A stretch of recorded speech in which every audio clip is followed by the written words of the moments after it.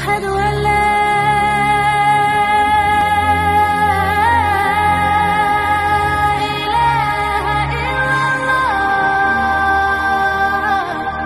الحمدللہ رب العالمین والصلاة والسلام علی اشرف الانبیاء والمرسلین نبینا محمد وعلی آلہ وصحبہ اجمعین۔ ساری تعریفیں اللہ رب العالمین کے لیے ہیں جو تمام کائنات کا خالق اور مالک ہے، اور نبی کریم صلی اللہ علیہ وسلم پر درود و سلام نازل ہوں۔ جیسے کہ آپ جانتے ہیں کہ وہ اعمال کے جو جنت میں لے جانے والے ہیں، ان کے سلسلے میں ان کے تعلق سے ہمارے یہ دروس جو ہے چل رہے ہیں سلسلہ وار، اور اس سے پہلے 11 دروس ہم نے اس تعلق سے کیے ہیں، اور آج کا جو درس ہے یہ 12واں درس ہے،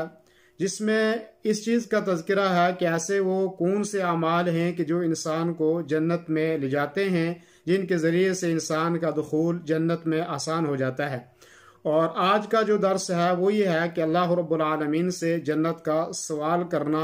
یہ بھی جنت میں دخول کے اسباب میں سے ایک سبب ہے۔ ظاہر بات ہے جنت بہت بڑی نعمت ہے اللہ تبارک و تعالیٰ کی طرف سے ہمارے لیے،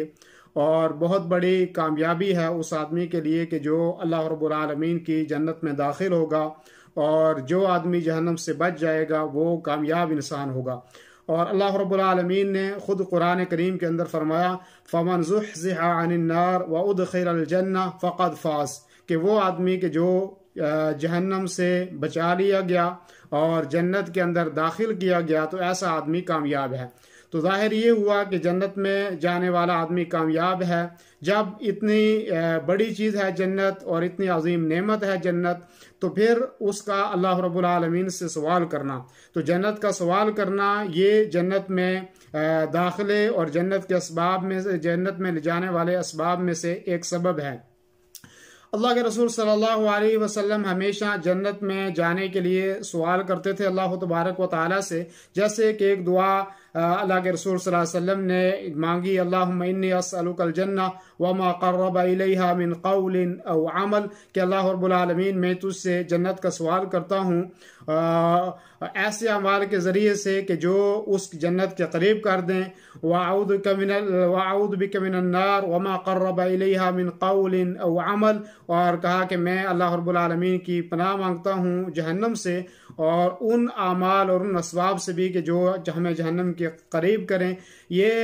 سنن ابن ماجہ کی روایت ہے جس کو علامہ البانی رحمہ اللہ نے صحیح کہا ہے۔ اور جنت کا دخول بہت بڑی نعمت ہے، عظیم نعمت ہے، اور جنت کا سوال اللہ تبارک و تعالیٰ سے کرنا چاہیے۔ اور ایسا نہیں جیسے کہ بہت سارے اس دور کے صوفیہ لوگ جو کہتے ہیں کہ جنت کا سوال نہیں کرنا چاہیے، اور نہ عبادت اس لیے کرنی چاہیے کہ ہمیں جنت کے اندر داخل ہونا ہے یا جنت کے دخول کے لیے جو ہے وہ عبادت نہیں کرنی چاہیے، اور نہ جہنم کی آگ سے ڈرنا چاہیے، اس لیے کہ یہ اللہ رب العالمین کی بنائی ہوئی چیزیں ہیں۔ یہ جو ہے وہ سلف کی عقیدے کے برخلاف ہے، قرآن کے عقیدے کے بھی خلاف ہے، رسول صلی اللہ علیہ وسلم کے عقیدے کے بھی خلاف ہے، اور صحابہ کرام رضوان اللہ علیہم مجمعین کی عقیدے کے بھی خلاف ہے، اس لیے کہ اللہ کے رسول صلی اللہ علیہ وسلم نے جنت کی طلب کی، جنت کا سوال کیا اللہ رب العالمین سے، اور جہنم سے پناہ مانگی، اور اللہ کے رسول صلی اللہ علیہ وسلم کے صحابہ بھی ہمیشہ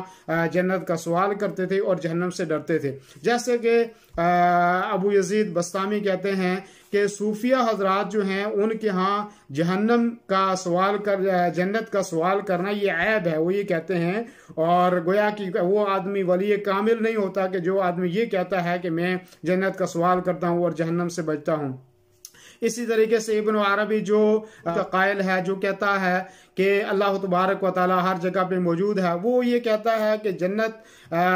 جہنم تو ہمارے لیے ایک شیریں چیز ہے، ایک میٹھی چیز ہے، وہ بھی اللہ کی بنائی ہوئی ایک نعمت ہے۔ ہم تو کبھی اس لیے نہیں عبادت کرتے کہ ہمیں جنت چاہیے، اور ہمیں کبھی اس لیے عبادت نہیں کرتے کہ ہم جہنم سے بچ جائیں، بلکہ ہم تو صرف فنا فی اللہ ہیں، ہم اللہ کی ذات کے اندر فنا ہیں، جبکہ یہ عقیدہ قرآن و سنت کے خلاف ہے۔ جنت کا سوال کرنا چاہیے اللہ رب العالمین سے، اور جنت کا سوال کرنا یہ عبادت ہے، اور عظیم عبادت ہے، اور جنت بھی عظیم جگہ ہے جہاں پہ اللہ تبارک و تعالیٰ کی طرف سے ہر نعمت ہمیں ملے گی۔ اور قرآن کریم میں بے شمار جگہ پہ قرآن کریم نے جنت کا تذکرہ کیا ہے، جہنم سے ڈرنے کے لیے کہا ہے، اور اللہ کے رسول صلی اللہ علیہ وسلم بھی ہمیشہ جنت کا سوال کرتے تھے، جہنم سے پناہ مانگتے تھے۔ اور ایک حدیث جس کے راوی حضرت انس رضی اللہ عنہ فرماتے ہیں کہ اللہ کے رسول صلی اللہ علیہ وسلم نے فرمایا من سأل اللہ الجنہ 3 مرات، کہ جس آدمی نے 3 دفعہ اللہ رب العالمین سے جنت کا سوال کیا، قالت الجنہ اللہم ادخلہ الجنہ،